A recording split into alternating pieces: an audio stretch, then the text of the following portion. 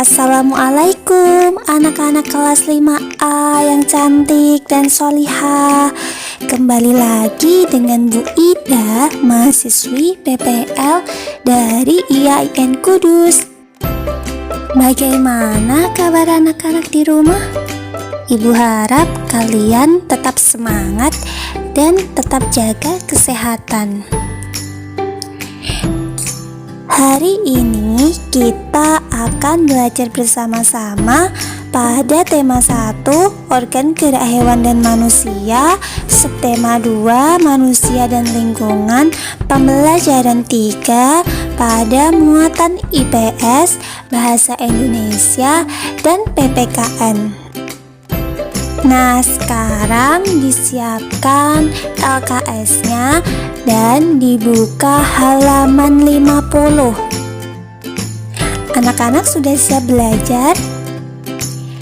Kalau sudah siap, simak video penjelasan Bu Guru ya.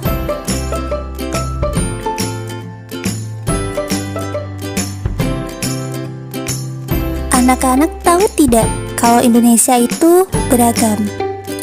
Ya, Indonesia itu negara yang kaya akan keberagaman dan sumber daya alam yang melimpah. Mulai dari keberagaman potensi alamnya, kemudian suku, budaya, agama, ras, sampai kepadatan keadaan penduduknya. Nah, sekarang anak-anak coba amati peta persebaran kepadatan penduduk di Indonesia pada gambar berikut. Anak-anak tahu tidak pulau yang paling padat penduduknya di Indonesia? Jawabannya adalah Pulau Jawa. Sedangkan pulau yang paling sedikit penduduknya di Indonesia yaitu Pulau Papua.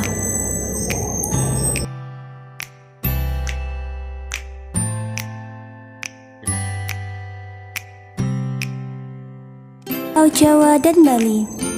Suku bangsa yang terdapat di Pulau Jawa dan Bali diantaranya yaitu suku Jawa, suku Sunda, suku Betawi, suku Bali, suku Madura, dan suku Tengger.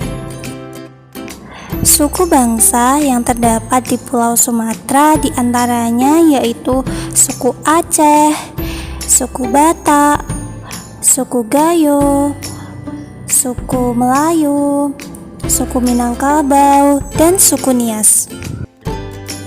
Suku bangsa yang mendiami Pulau Kalimantan diantaranya suku Dayak, suku Banjar, suku Kutai, suku Pasir, dan suku Melayu.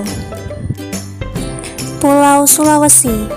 Suku bangsa yang mendiami Pulau Sulawesi diantaranya suku Mandar, suku Talaut, suku Minahasa, suku Bugis, suku Toraja, dan suku Bajo. Pulau Papua. Suku bangsa yang terletak di Pulau Papua antara lain suku Tobelo, suku Dani, suku Asmat, suku Ternate dan Tidore, suku Galela, dan suku Kei. Nah, itu tadi anak-anak beberapa suku yang mendiami tiap pulau di Indonesia. Sampai di sini anak-anak paham ya? Coba perhatikan gambar di samping. Nah, itu ada gambar kerukunan umat beragama. Selain keberagaman suku bangsa, Indonesia juga memiliki keberagaman agama. Nah, anak-anak ada yang masih ingat agama apa saja yang ada di Indonesia? Iya, ada 6 agama yang ada di Indonesia. Di antaranya yaitu Islam, Kristen, Katolik, Hindu, Buddha, dan Konghucu. Nah, sekarang anak-anak baca teks yang berjudul Makna Konsep tri kerukunan umat beragama. Kemudian kalian tentukan ide pokok setiap paragrafnya. Contohnya di paragraf yang pertama. Ide pokok paragraf yang pertama itu terletak pada kalimat di Indonesia terdapat konsep tri kerukunan umat beragama. Lalu kita lihat di paragraf yang kedua. Ide pokoknya terletak pada awal kalimat, yaitu pada kalimat kerukunan antar umat seagama itu bermakna adanya kesatuan dan satu paham untuk melakukan amalan dan ajaran agama yang dipeluk dengan tujuan menghormati adanya perbedaan yang sekiranya masih bisa ditolerir. Paragraf ketiga, ide pokoknya terletak di awal paragraf, yaitu kerukunan antar umat berbeda agama merupakan sarana untuk mempersatukan hubungan antara orang-orang yang berbeda agama. Kemudian di paragraf terakhir, ide pokoknya terletak pada kalimat perwujudan konsep kerukunan umat beragama yang terakhir adalah kerukunan antar umat beragama dengan pemerintah. Nah, kalimat selanjutnya itu disebut kalimat penjelas. Kita lanjut ke materi yang selanjutnya ya. Nah, anak-anak di rumah masih ingat bunyi dari Pancasila? Ternyata setiap sila dalam Pancasila memiliki nilai-nilai luhur yang berbeda satu sama lain. Kira-kira apa saja nilai-nilai luhur tersebut?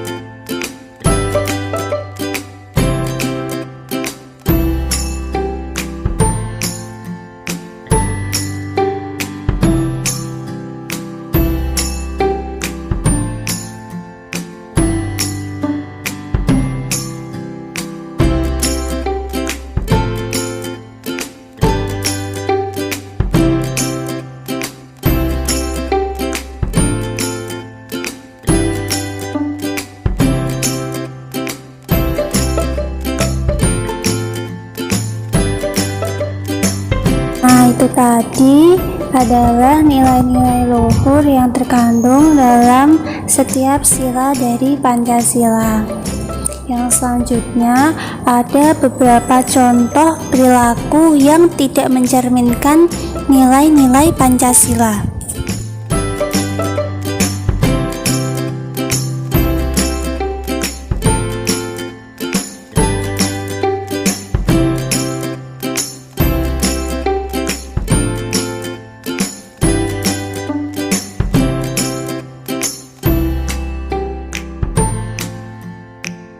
Itu tadi materi pada tema 1, subtema 2, pembelajaran 3.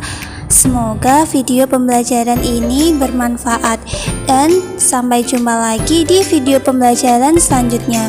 Terima kasih.